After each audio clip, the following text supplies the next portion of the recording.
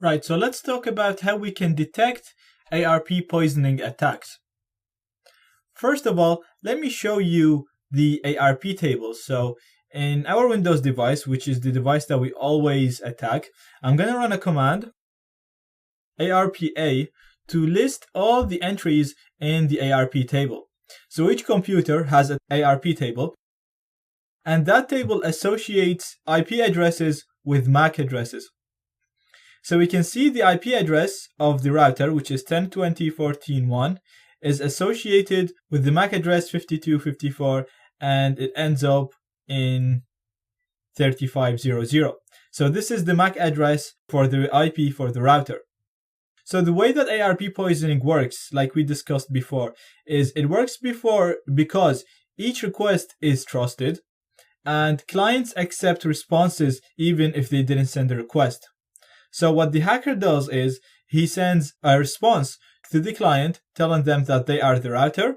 So the client will accept that, it will trust it, and it's going to accept the response even though it didn't send a request. Then we'll send another response to the router telling them that we are the client. So what this is going to do, it's going to modify the entries in the ARP tables in both in the router and in the client.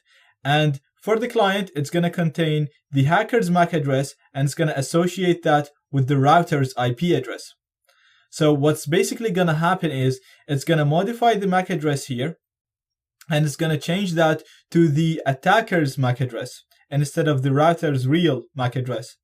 So when that happens, then the hacker will be in the middle of the connection, and they'll be able to read, analyze, and modify the packets because they're going to be flowing through the hacker device.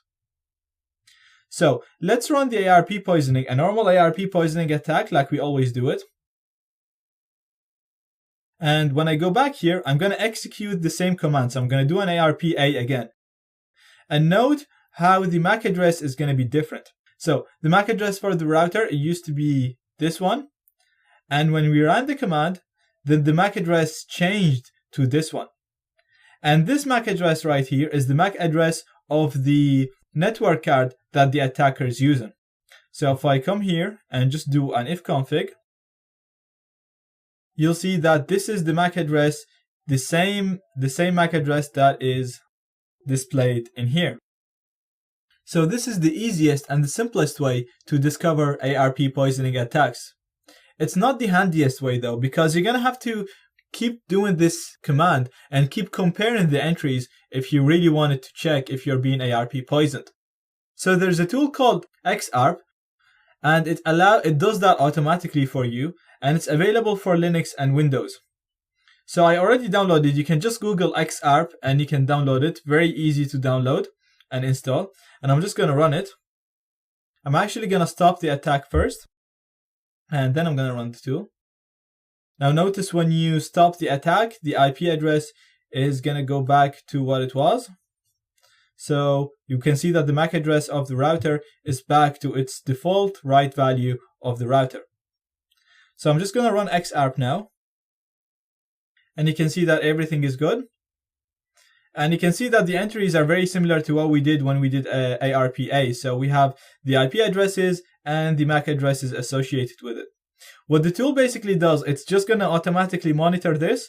And whenever something changes, it's going to know that something's wrong is happening because each IP address should have a unique MAC address. There should be no duplicates in the network.